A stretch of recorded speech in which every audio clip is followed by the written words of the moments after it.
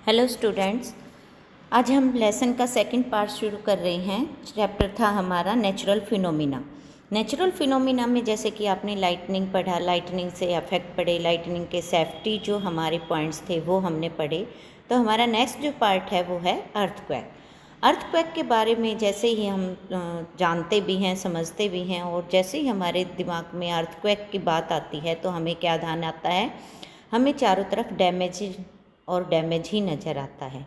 तो वो डैमेज क्या हो सकता है, वो बिल्डिंग्स हो सकती हैं, डैम्स हो सकते हैं, हमारे ब्रिजेज हो सकते हैं, हमारी घर हो सकते हैं, हमारे चारों तरफ जो है वो लाइफ्स का जो नुकसान है वो हो सकता है। तो अर्थक्वेक के बारे में इस चैप्टर में हम पढ़ेंगे। तो हम पहले कुछ इमेजेस देख लेते हैं जो कि अर्थक्वेक के कारण होती हैं, जिससे कि आपको ध्यान भी आ जाए कि अर्थक्वेक क्या होता है। आप ये देख पा रहे हैं, एक बहुत ही बड़ी बिल्डिंग है जो कि अर्थक्वेक के कारण डैमेज हो गई है। इसी तरीके से आप जो दूसरा डायग्राम देख रहे हैं उसमें एक जो रोड है वो बीचों बीच बहुत ज़्यादा फट गया है, और ऐसी जो कंडीशन है वो अर्थक्वेक के कारण हो सकती है। तो चलिए हम डिस्कस कर लेते हैं। Damage caused by earthquake. Earthquake damage, danger and destruction. तो इसके बारे में हम डिटेल से कर लेते हैं थोड़ा सा, कि जो अर्थक्वेक है उसके कारण क्या क्या नुकसान होता है। तो आप देख पा रहे हैं यहाँ पर हमारे पास एक पैराग्राफ है जिसमें आपको बताया है कि अर्थक्वेक के कारण क्या क्या नुकसान होते हैं। तो आप देखिए, the destructive effects of earthquake are from landslide, tsunamis, fire and fault rupture. यानी कि जो हमारा अर्थक्वेक है उसके कारण लैंडस्लाइड हो सकती हैं, सुनामीज आ सकती हैं, फायर हो सकता है, या फिर हमारी जो हम ये कह सकते हैं कि बिल्डिंग्स में जो दरारें आ जाती हैं, या और कुछ हमारा जो नुकसान होता है बिल्डिंग में, वो सब हो सकता है। तो आपको लैंडस्लाइड और सुनामीज़ के बारे में बता देते हैं। लैंडस्लाइड्स में क्या होता है कि जो हमारी लैंड के बड़े बड़े पार्ट हैं वो अपने आप ही खिसक जाते हैं, उसको हम लैंडस्लाइड कहते हैं। और ये प्रोसेस वैसे तो बहुत ही नेचुरल है, माउंटेन्स पर लैंडस्लाइड होता रहता है, लेकिन अर्थक्वेक के समय लैंडस्लाइड किसी भी हिस्से में हो सकता है। उसके बाद है सुनामीज़। सुनामीज़ क्या होती हैं? जैसे कि आपको पता होगा कि सुनामीज़ जो है, समुद्र में जब बहुत ऊंची ऊंची लहरें उठती हैं तो उसको हम सुनामीज़ कहते हैं। तो सुनामीज़ अर्थक्वेक के साथ कैसे रिलेटेड हैं हम बता देते हैं आपको, कि जब अर्थक्वेक समुद्र के अंदर आता है, मीन्स हम ये कह सकते हैं कि जो अर्थक्वेक का सेंटर है, अगर वो हमारी जो लैंड पोर्शन पर ना होकर ओशियन वाले पोर्शन पर हो, या फिर ओशियन के अंदर हो, तो उस समय समुद्र में, हम ओशियन में कह सकते हैं कि बहुत ज़्यादा ऊंची लहरें उठती हैं, तो उसको हम क्या कहते हैं, सुनामीज़ कहते हैं। उसके बाद है the violent shaking of ground produces the greatest property loss and the personal injuries. कि जब अर्थ हिलती है तो उसके कारण हमारी जो प्रॉपर्टी है और जो पर्सनल इंजरीज़ हैं, पर्सनल इंजरीज़ का मीनिंग है कि हमारी लाइफ का नुकसान हो सकता है। इसके अलावा हमारे जो डोमेस्टिक एनिमल्स हैं उन सब का नुकसान हो सकता है। तो आपको पता चल गया होगा कि अर्थक्वेक के कारण क्या क्या डैमेज होता है। इसके अलावा और भी हमारे जो डैमेज हैं वो हैं हमारी जो बिल्डिंग्स हैं, डैम्स हैं, ये सब नुकसान होता है। इसके कारण फायर लग सकती है। इसके अलावा हम ये कह सकते हैं कि फ्लड्स आ सकती हैं। तो ये सब जो है वो डिस्ट्रक्टिव हैं किसका, हमारा अर्थक्वेक का। उसके बाद है why do earthquake happen, means earthquake आते कैसे हैं, क्या रीज़न है अर्थक्वेक आने का, हम डिस्कस कर लेते हैं। उससे पहले एक हमारी अर्थ की स्ट्रक्चर के बारे में बताया, क्योंकि अर्थक्वेक जो है वो अर्थ की स्ट्रक्चर से रिलेटेड है। कैसे रिलेटेड है कि अर्थ के अंदर डिस्टर्बेंस होती है, वो डिस्टर्बेंस हमारी किसी भी लेयर में हो सकती है, क्रस्ट में हो सकती है, मेंटल में हो सकती है, कोर में हो सकती है। तो ये जो नाम मैंने आपको बताए हैं, ये नाम क्या हैं, हमारी अर्थ की लेयर्स के नाम हैं। जैसे कि आप फिगर में देख पा रहे हैं, जो हमारी आउटर लेयर है, ये वाली जो आउटर लेयर है ये क्रस्ट है। फिर उसके बाद ये वाला जो हमारा पोर्शन है, कितना, यहाँ से लेकर यहाँ तक, ये वाला जो पोर्शन है ये हमारा मेंटल का पोर्शन है। उसके बाद ये वाला जो पोर्शन है हमारा, ये वाला जो पोर्शन है ये कोर है, जिसके दो पार्ट हैं, मेंटल आउटर कोर और इनर कोर।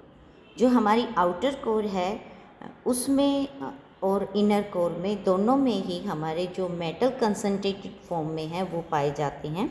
क्रस्ट हमारी सॉइल से बनी है और मेंटल में ज़्यादातर हमारे मिनरल्स होते हैं। तो हम बात कर रहे थे कि अर्थक्वेक किन कारणों से आता है। तो अर्थक्वेक जो हमारी इनर कोर है इसके अंदर कई बार मोल्टन स्टेट में मेटल होते हैं, तो यहाँ का टेम्परेचर भी बहुत ज़्यादा होता है और टेम्परेचर ज़्यादा होने के कारण जो मोल्टन स्टेट में मेटल्स हैं वो वोल्केनो के थ्रू बाहर आ जाते हैं, तो उनके कारण भी अर्थक्वेक आते हैं। इसके अलावा जो हमारा मेंटल वाला पोर्शन है, मेंटल वाले पोर्शन में भी डिस्टर्बेंस होती है किसकी, प्लेट्स की। तो हम प्लेट्स देख लेते हैं कि प्लेट्स क्या होती हैं। ये फिगर आप देख रहे हैं, इस फिगर में आप देख रहे हैं कि हमारा अर्थ जो हमारी वर्ल्ड है उसका एक मैप है जिसमें आपको अलग अलग कॉन्टिनेंट दिखाए गए हैं। तो अलग अलग जो कॉन्टिनेंट हैं, जो कि हम ये कह सकते हैं कि हमारी अर्थ सरफेस का ही हिस्सा हैं, लेकिन वो कंटिन्यूस ना होकर वो अलग अलग पार्ट में हैं, या हम ये कह सकते हैं कि ये पार्ट एक दूसरे से अलग हैं।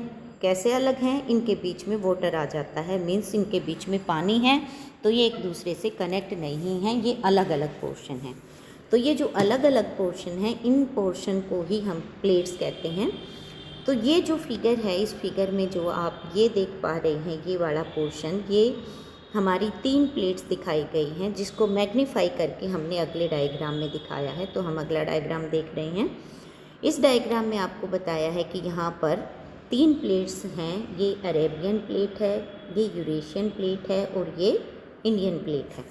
तो ये तीनों प्लेट एक दूसरे से कुछ जुड़ी हुई भी हैं और कुछ अलग अलग भी हैं।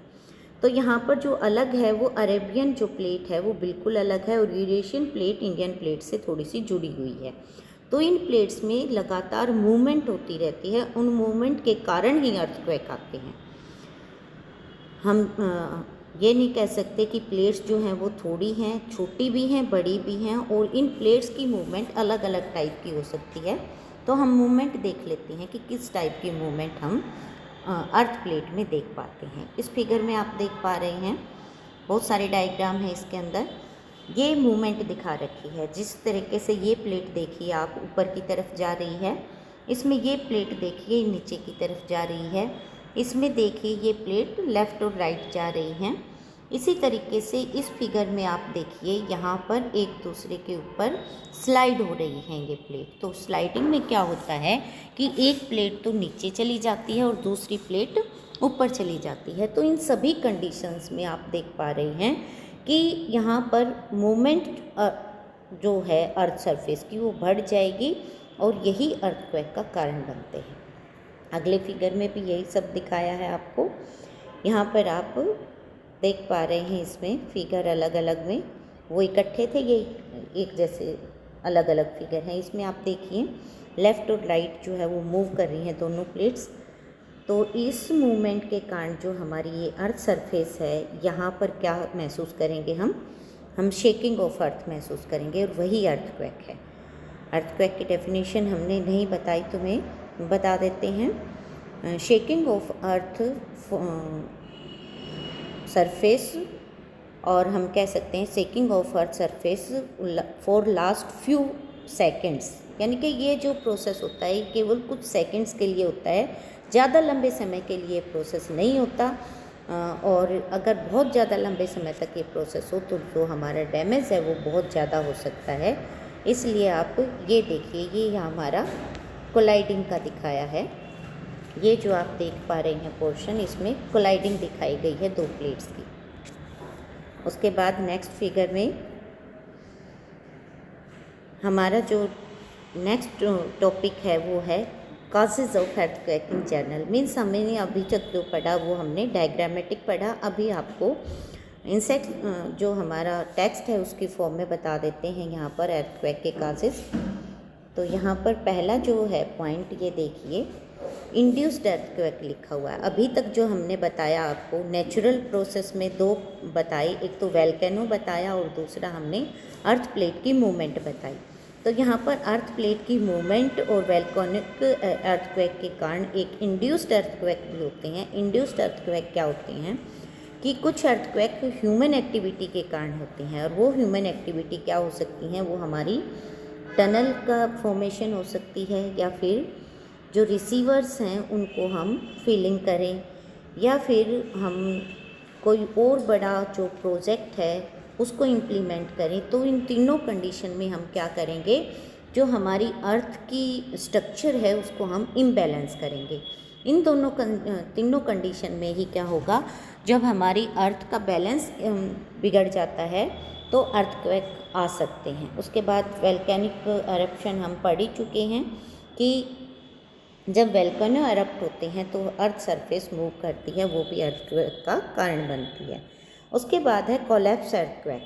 कोलैप्स अर्थक्वेक वही है जो इंड्यूस्ड अर्थक्वेक्स होते हैं, मींस ह्यूमन एक्टिविटी के कारण जो अर्थक्वेक आते हैं, उन्हीं कारणों से हमारी जो अंडरग्राउंड अर्थ है, या हम ये कह सकते हैं कि जो हमारा ग्राउंड है उसके नीचे के स्पेस, जैसे टनल बना दी गई है, या फिर हमने और कोई प्रोजेक्ट रखा है जिसके अंदर हमने बहुत सारी कंस्ट्रक्शन वर्क किया है, तो उस कंडीशन में अर्थ कोलैप्स हो जाती है, तो अर्थक्वेक का कारण हो सकता है। एक कारण और हो सकता है, वो है हमारा एक्सप्लोज़न।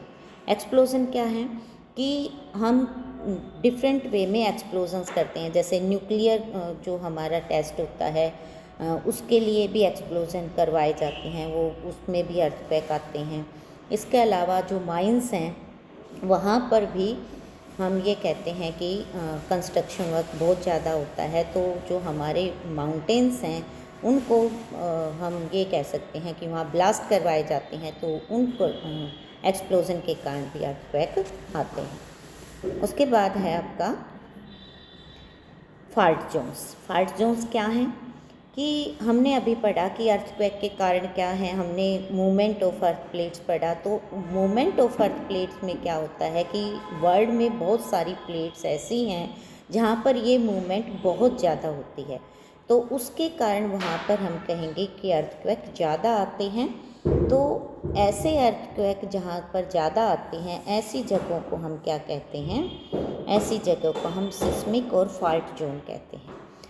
Since earthquake are caused by the movement of plates, the boundaries of plates are weak zones. इन्हीं को हम वीक जोन्स भी कहते हैं। Where earthquake are more likely to occur, means जहाँ पर अर्थक्वेक बहुत ज़्यादा आते हैं उन जगहों को हम वीक जोन, सिस्मिक और फॉल्ट जोन कहते हैं।